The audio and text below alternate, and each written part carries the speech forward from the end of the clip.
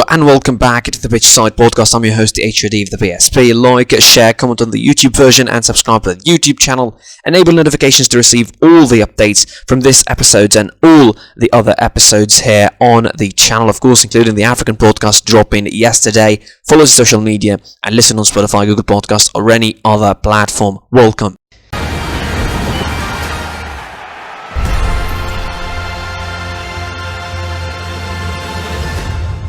Let's start from the Premier League, and unlike last week where it was pretty much, I'll not say uneventful, but it wasn't that exciting, this week's a pretty rich week in the Premier League, and we start of course from Saturday. West Ham United played against Newcastle United at the London Stadium, and it ended in a 1-1 draw. This was a game where Newcastle started really strong, and then West Ham grew into the game. Scored thanks to Greg Dawson in the 32nd minute, and we thought, oh yeah, West Ham will take control of the game. But Eddie Howe's side demonstrated a really good spirit to fight on and to equalise thanks to Joe Willock in the 45th minute, right on the stroke of half time. The second half was less boring. It was more boring, I would say, than the first half. It ended in a draw that obviously will not help West Ham in their cause for the top 4 spot. Now they are 4 points behind Manchester United, which is a gap that is pretty hard to reach or to lessen. Of course, now it is 2 draws in a row for them after the draw against Leicester City. 2, I would say, needless draws against opponents that they could have beaten. I mean, even the result before that, with beating Watford, barely defeating Watford 1-0, then the result of the Cup against Kidderminster, and losing against both Manchester and Leeds United, particularly at home. This is the 3rd game in a row where Man United, failed to win at home. So now it's going to be hard, really, for them to try and charge back for the top 4 spots. With 4 games now, with United played all their games as far as as their games in hand are concerned, of course. But let us move to a side that didn't play those games in hand. Arsenal, who defeated Brentford 2-1. This was a much better game than the first game between those two sides. Obviously ended 2-0 for Brentford. This was much better from Arsenal. Obviously, as I said it in the preview, I said that it would be a turnaround from the start of the season when they win this game. They did. It was a pretty comfortable victory. Don't let the tight scoreline fool you. It was a very comfortable victory. The first goal coming from Emil Smith-Rowe in the 48th minute. Yes, Arsenal needed 48 minutes to score, but they were pretty comfortable in dominating the game. Bukayo Saka added the second in the 79th minute, and Christian Norgard made it to 1. Obviously, there was some weird sort of refereeing decisions in this one. Penalties not being given to Arsenal. A goal was disallowed for Lacazette early on. Then a penalty was not confirmed for Arsenal. So pretty weird refereeing in this game. But obviously, the important thing is that Arsenal were victorious, and they keep on chasing that top 4 with 3 games in hand now, which is a big advantage for them, for Wolves, and for Tottenham as well. Both of those sides still in this battle and missing also on some games in hand. In the Villa Park, Aston Villa and Steven Gerrard's side inclined against Watford 1-0. It was a good result for Roy Hodgson. This was his 4th game in the season. It was a 2 draws and a loss. This was his first victory with the side, which is a good sign. I think if they want to start thinking about surviving, it looks like almost an impossible task, because they're 4 points of Newcastle, the closest side to them, but they still have games in hand as well. So it's a pretty big, pretty big challenge, I think, for Watford for the rest of the season. Obviously, with the amount of managers they sacked in the last couple of seasons, it's the fact that they don't have consistency in that regard may hurt them. But again, Roy Hodgson is an experienced coach and knows exactly how to do with these side. Obviously, he's been with Crystal Palace for a while. He knows what is it like to fight in those positions more times than not. To the American Express Stadium, the Amex, Brighton and Hove Albion inclined 3-0 against Burnley. This is a surprising result for me, not just because Burnley won 3-0, it's because this was a game where Brighton didn't score and Burnley managed to score 3 goals. Like, it wasn't even a 2-1 win, it was a 3-0 from Burnley. This was one of the 3 games for Burnley where they dominated the game, where they were better for at least like half an hour or so in the first half.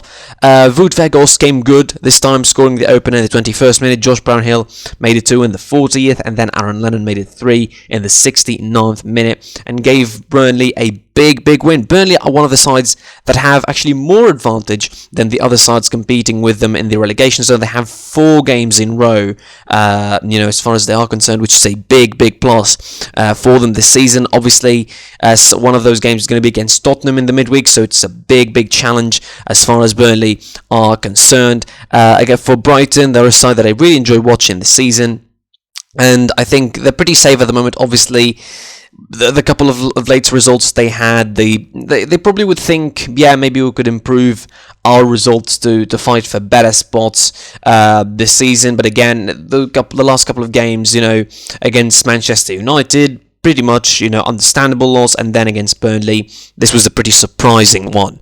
To continue the action and move on to the top of the table now, it was Crystal Palace versus Chelsea at the Selhurst Park, and this was as hard and as tight of a London derby as you would expect. Obviously, the focus for Chelsea, or the big talking point from Chelsea, was Lukaku, who only touched the ball twice in the first half inside the Crystal Palace box. I mean, overall, it felt like he was. I mean, this wasn't his kind of game. I mean, we know how Crystal Palace can be tight. We know how Crystal Palace can play.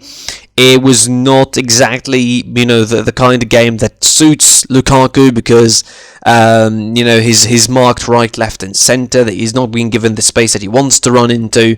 Overall, he touches the ball 7 times in the game. Even his heat map is pretty weak for a striker that should be moving a lot. That is, I think, a testament to Crystal Palace tightening the spaces enough. They tried to be, better in the second half, but Chelsea eventually found the opening, and the opener thanks to Hakim Ziyech in the 89th minute, who continues to perform and be one of the best players, I would say, for Chelsea in this recent period over the FIFA Club World Cup, the last couple of FA Cup fixtures and the league fixtures, and is really continuing to come in really good for the Chelsea side. I don't know why, but it feels like coincidentally it's coming after his international retirement, which is a sad piece of news as far as Morocco is concerned, but definitely it is his free choice after all. To finish off the action on Saturday, we still have 2 games actually on Saturday after this one. Liverpool played against Norwich City at the Anfield for an hour or so. This game looked a little bit hard for Liverpool, of course, with Rajitska opening the scoring for Norwich City. Norwich City missed a couple of chances on their own in the first half, and could have taken an early lead in the first half. Liverpool were ineffective for pretty much an hour, but then, of course, they came up with the goods. The front 3 that played the game, Diaz, Mane, and Salah, all coming to score. Of course, Salah with his 150th goal for Liverpool. And now, of course, the big question is, can Liverpool do it? Can Liverpool be Premier League champions? Can Liverpool come back in the title race? Of course, the next game is going to be against Leeds. It's, of course, a rescheduled game. They played in the midweek, of course, so if they win that, and I suppose probably they will become 3 points behind Man City, and then we're going to have a Premier League title race, obviously, well and truly on. Just to skip this one through, Southampton defeated Everton 2-0. That's not a good result for Frank Lampard, who's been, on some ups and downs with his career at Everton so far. He played 4 games. And he, lost 2 and won 2, including one in the cup, of course. So his league career at the moment with Everton is 2 losses and 1 draw. It's not the best of starts. And the next game is going to be in the, on next Friday. The next game is going to be, or next Saturday is going to be against Manchester City. Despite the fact that it is at the Goodison Park, it doesn't really make a difference anyway. So on Saturday, the big talking point, of course, was Manchester City hosting Spurs, and they lost to Spurs 3-2. I mean, Spurs pulling the double on Man City was as unexpected and as unpredictable as anything this season. Kane had his best game of the season against Man City, which is, I think, a message for them. Pierre-Emile Højbjerg had one of his better games this season against Man City. Kulusevski, as I said when he came to Spurs, I said he was going to be the wild card that Spurs might need in the middle. He was. He scored the first goal. He had an assist for the third, and everything in between. City were weirdly outstretched and badly positioned in defence. I mean, the first goal almost translated all the problems that City would have during the game. Obviously, whenever they were committing themselves forward, it is one quick transition from Harry Kane to Heung-min Son, and he finds himself almost head-to-head with Ederson every time. The second goal is a pretty shambolic defending from Man City, and overall, I mean, when Tottenham took the lead early and then City equalised thanks to İlkay Gundogan, we thought, oh yeah, City are going to take the game by the scruff of the neck now, control it, and they will win, and they will absolutely demolish Tottenham. It didn't happen. Tottenham were more focused in the second half than the first, because they were pretty, they were all over the place in some ways in the first half after the equaliser, but in the second half they stood firm, they stood their ground, and they transitioned effectively. They were effective. That's what that's what Tottenham were in the second half. They were pretty effective. They had only a handful of opportunities in the second half. 4 shots on target, including 2 goals.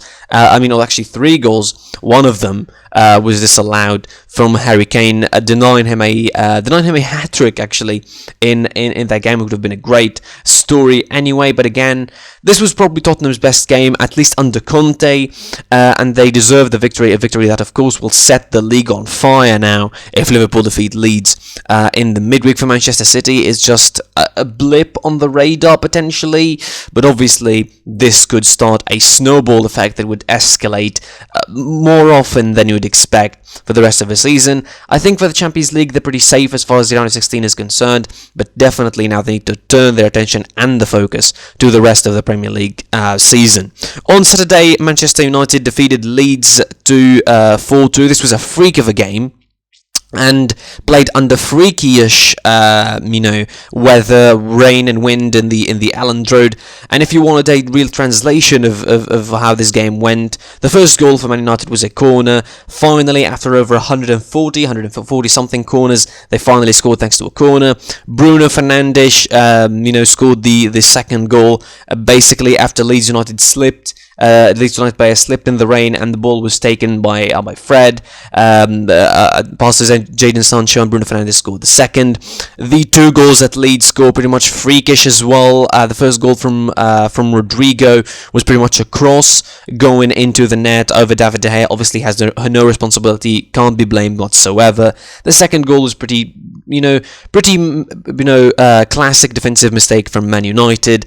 And obviously then Man United sort of upped their pressure in the last 20 minutes or so, scoring twice thanks to Fred and Elanga to take home 3 points. Big 3 points, obviously, after the 3 points against Brighton. Now they find themselves 4th with a pretty good, as I mentioned, gap to rely on to behind or ahead of West Ham, Arsenal, Wolverhampton and Spurs. And speaking of Wolverhampton, they defeated Leicester City 2-1. This was a much tougher game than you'd expect. This was a more defensive game for Wolverhampton. Leicester were better or more attacking, but definitely Wolverhampton took the chances that they had. Ruben Neves made it 1-0 thanks to Raul Jimenez's assist. Daniel Podence made it 2-1, and Ademola Lookman with the goal for Leicester City. It was a very eventful round in the Premier League, and obviously in the midweek it would be even more eventful, of course, if Liverpool defeat Leeds United and make it only 3 points behind them on the table. It's going to be quite a big story. The table in the Premier League at the moment: Man City 63 points, Liverpool 57, could be 60 by Wednesday, Chelsea with 50 points, Man United 46, 42 for West Ham, Arsenal 42 as well with 3 games in hand, Wolves with 40, 2 games in hand, Tottenham with 39 with 3 games in hand, 33 for Brighton with a game in hand, 32 for Southampton with a game in hand, 3 in hand for Leicester with 27, 2 in hand for Villa with 27 as well, Crystal Palace 1 in hand with 26, Brentford 24, 23 for Leeds with 2 games in hand, 22 for Everton with 3 games in hand, 22 for Newcastle with 2 games in hand, Norwich City also with Watford with 2 games in hand, Burnley with 4 games in hand, and of course Norwich with 1 game in hand, 17 at the bottom of the table.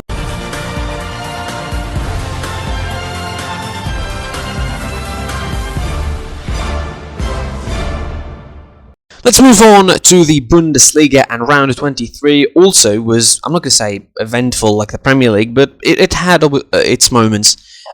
Just like in England, we start, of course, with Friday's game between Mainz and Bayer Leverkusen. Bayer Leverkusen missed a big opportunity to stay close to Dortmund at second, of course, when they lost against Mainz 0-5. Of course, Mainz are a really good side at the moment, and the work they're doing with their coach Bo Svensson is absolutely tremendous. Since the back end of last season, they've definitely been one of the I'm not going to say underrated, but I think one of the most low-key, better sides in the Bundesliga as far as the best of the rest is concerned. Obviously, they're competing for a European spot. It's pretty tight in the middle of the table, and it's a big victory as far as Mainz is concerned, of course.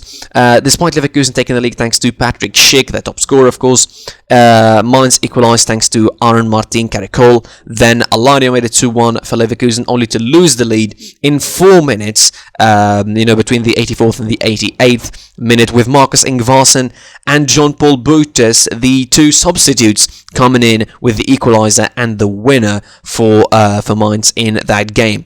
In Saturday's action, Arminia Bielefeld shockingly defeat Union Berlin 1-0. This is the second game in a row for Union Berlin, of course, after getting defeated by Dortmund 3-0, the third in fact in a row after losing against Augsburg. And of course, this is not a good string of results for Union Berlin if they want to play European football next season. Now they drop to 9th at the moment at the table, not that far from the last European spot, the Champions League spot, only 4 points or 3 points actually between them and that 4th spot. They could return there again, but obviously it will need a turn in result for that to happen. This is not the good kind of form that Union Berlin want to be in at the moment. Speaking of the side that they lost, one of the sides that they lost to, Augsburg lost to Freiburg 2-1 at home. Freiburg also have an incredible season, 6th with 37 points, the same amount of points that Hoffenheim and Leipzig have on the table above them. They went ahead thanks to Niels Petersen, the 4th minute. Grigorich made it 1-all in 16th minute, and Nico Schlotterbeck, one of the most promising defenders in the Bundesliga and sought after, by the way, by Bayern Munich and other clubs, scored the winner for Freiburg in the 26th minute, making it 2-1, all in the space of the first half. VfB Stuttgart continued their bad results in the Bundesliga this season, continued their slump as they drawn against VfL Bochum, the side that defeated Bayern, obviously, 4-2 last week. Stuttgart now are in a very, very bad kind of form. They only won 1 out of the last 7 Premier League, Bundesliga, matches, last 8 in fact, Bundesliga games. That victory dates back to December of last year against Wolfsburg, of course, a side that, speaking of them, they lost again, back to their losing ways against Hoffenheim 2-1. Wolfsburg, of course, since the departure of Wout Weghorst, they seem to be lacking someone effective in the attack. Jonas Wind scored their goal in 36 minutes, and we thought Wolfsburg might escape with it, but it wasn't to be, as Jakob Brunlaus and Andrej Kramaric made it 2-1 in the space of 5 minutes between the 73rd and the 78th minute to stay at the 5th position with 37 points, while Wolfsburg are 12th with 27 points. Safer from relegation after the 2 victories that they had as of late, but obviously overall their form this season hasn't been that good, and Florian Kohfeldt still has a lot to do to improve his side for the rest of the season. Köln continued their good momentum and continued their good results overall this season after defeating one of the better sides in the season in the Bundesliga in Eintracht Frankfurt 1-0. Of course, Köln bounced well from their loss against Leipzig. Ilyas Schiri, the Tunisian, featured again for the side after returning from a long injury layoff. And of course, he came in with the assist for the goal of Anthony Modest in the 84th minute, proving that he is one of the best midfielders in the Bundesliga and deserves, I think, I'm not going to say an upgrade, because that's going to be a pretty embarrassing word to say, but I think it deserves something better than just Köln, who are doing really, really good this season and potentially could win a Champions League place by the end of the season. We'll wait and see what's going to happen in that tight battle between at least 6 or 7 sides in the Bundesliga. On Sunday, of course, 3 games were played, and I think the big events on Saturday were Bayern Munich bouncing back against Schalke, defeating them 4-1, although, to be fair, For the first 45 minutes, it wasn't Bayern Munich. 42 minutes, Bayern Munich were not themselves, and they lost 1-0 by the end of the first half. They weren't at their very best, and of course, as they say, the problems cannot come solely. Tolisso was injured and was substituted. The injury apparently is a pretty big tear in his left thigh muscle, so probably will need some long period of rest. It was just coming out of his shelf, improving for the season. In the second half, Robert Lewandowski came in with a brace, of course, to make it 28 goals for him in this season, the same he had in the same juncture of last season when he scored 42 goals. Maybe he will replicate that number, who knows. Sebastian Griesbeck scored the own goal for the second, and Maxim Choupo-Moting made it 4-1 for Bayern Munich, keeping the space between them and Dortmund at 6 points. Speaking of Borussia Dortmund and the 6 points, they defeated Borussia Mönchengladbach 6-0. Nothing great to talk about in this game. This was completely embarrassing from Mönchengladbach. Great from Dortmund. They needed that after the loss against Rangers in the Europa League. So definitely, a big momentum booster as far as Borussia Dortmund is concerned before the second leg of that game, obviously against Rangers. A pretty tough trip to Scotland, trying to save that qualification in the Europa League. For Borussia Mönchengladbach, it's another bad performance. 4 points ahead of the first side in relegation zone, Augsburg. I mean, we don't know where their season is going to go, but definitely it's a result that can be really detrimental, particularly when it comes from a side where they have their former coach.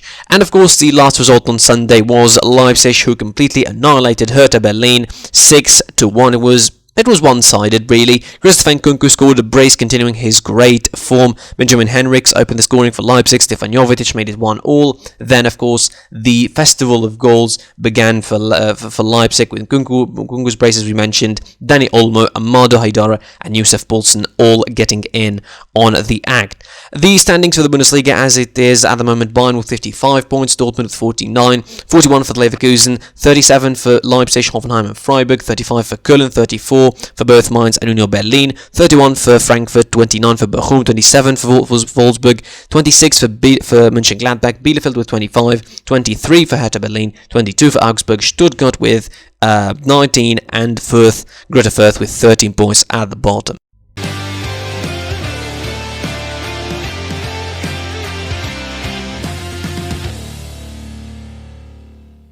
To round 26 of the Serie A, of course, in Italy, which kicked off on Friday with Juventus playing Torino in a great Turin derby, a very exciting game, to be fair. But of course, it wasn't an exciting result as Juventus were drawn 1-1 against their city rivals. Of course, this puts a dent in their armour because of the result of the other side involved directly in the battle of the top 4 spots, I think, but definitely a result that would be pretty detrimental for Juventus, for their momentum, of course, heading into the game against Villarreal in the Champions League over the midweek. The game was pretty back and forth. Torino started well before Juventus scored the opener thanks to Matthias de Ligt, but I think Torino kept on pressuring Juventus, and it was the stubbornness of Allegri that cost Juventus the equaliser thanks to Andrea Belotti in the 62nd minute after an assist from Brecalo. A point that would not be very good for Torino, for Juventus, but it would be very good for Torino going away, of course, to the Allianz Stadium. The first game ended with Juventus defeating them 1-0 back in October, but this time around they definitely felt that a draw would be very disappointing again for their momentum ahead of the game against Villarreal. On Saturday, it was Sampdoria defeating Empoli 2-0 at home, improving their status a little bit, obviously getting away from the relegation zone. Their season haven't been that good, particularly since the injury of Mikel Damsgaard. Roma drawn against Hellas Verona 2-2 at the Olimpico, and again with a very weird scenario. They go behind 2-0 and Jose Mourinho gets sent off for an argument. I mean, if you saw the pictures and the videos, he just leathered that ball out of the stadium. I mean, it was a very funny scene in the stadium. 2-0 they went behind in the first half. Then in the second half, of course, they equalised thanks to Cristiano Volpato. and Eduardo Bove in the 84th minute to keep the points and to save, I would say, a point, obviously, for Roma, who find themselves 8th at the moment, and above them Fiorentina, Lazio and Atalanta as far as that top 4 battle is concerned. To the top of the table now, and Salernitana held the leaders at the moment, AC Milan, to a 2-all draw, a result that proved to be, I'm not going to say ineffectual, but didn't affect their position considering what happened to Inter later on. But of course, it was a very worrying result for Milan after a very good week in the cup, defeating Inter Milan, obviously, and ending it on a pretty good note on leading the table last week after defeating Sampdoria 1-0. Junior Messias gave the lead for Milan before Federico Bonazzoli equalised in the 29th minute. Milan Duric almost had it won for Salernitana at their scoring in the 72nd minute, but Ante Rebic made it 2-all 5 minutes after that, salvaging the point for AC Milan, who could have won the game, to be fair, but some of the luck wasn't by their side, and they missed a couple of good opportunities to make it 3-2 and to get the 3 points. They still 2 points ahead of Inter Milan, of course, so as we mentioned, they had the bad result against Sassuolo. We'll get to that in a moment. Fiorentina defeated Atalanta 1-0, and after the victory against Olympiacos in the Europa League, Atalanta seem to be back to their current normal at the moment in the Serie A. This is for Atalanta a very bad patch of form as far as they are concerned. This is now 5 games in a row they don't win in the Serie A, 3 draws, 2 defeats. This is a pretty bad slump for Atalanta. I think any other coach in the situation of Gasperini would have been sacked, but I think he has so much credit and money in the bank with the fans that probably he won't be sacked just yet. They will see until the end of the season, still have a game in hand, obviously, to play, and they will see out their chances as far as the top 4 spot is concerned in Serie A. Venezia drawn against Genoa 1-all at home, and then of course we come to the big result of the week, Inter Milan losing against Sassuolo 2-0. It's pretty much a similar story to the game against Liverpool in the Champions League, where Inter Milan were quote-unquote the better side, but they were not effective when they needed to. Sassuolo were effective when they needed to. They had only 5 shots on target and they scored 2 goals from them, while Inter Milan had 29 shots, 8 on target. They couldn't do anything with them. And, obviously they made some changes, but, it's the problem, I think, in the system at the moment. It seems that the mood around Inter Milan is not exactly that great. They rested Edin Dzeko. They kept him on the bench. He was substituted, he was introduced straight away in the second half. They started with Gagliardini on the middle of the park, which is not a good experience, even if you're not an Inter fan, to watch. Sassuolo were effective. They're a good side. They can take points and hurt the big teams, and they did hurt Inter Milan. Of course, they hurt them really bad, because now they are 2 points behind Milan, and it's not, and it's not in the, and it's not very guaranteed at the moment if Inter Milan win their game in hand even.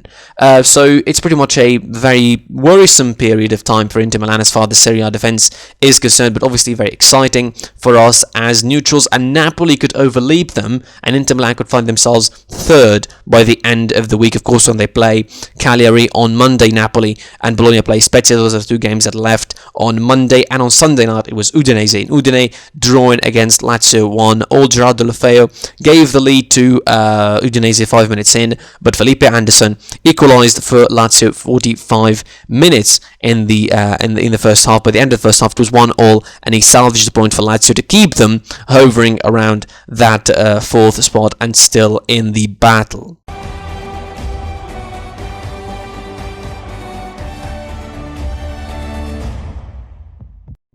Finishing off, and we go to Spain, and round 25 of La Liga kicked off on Friday with Elche defeating Rayo Vallecano 2-1. On Saturday it was Granada losing to Villarreal 4-1.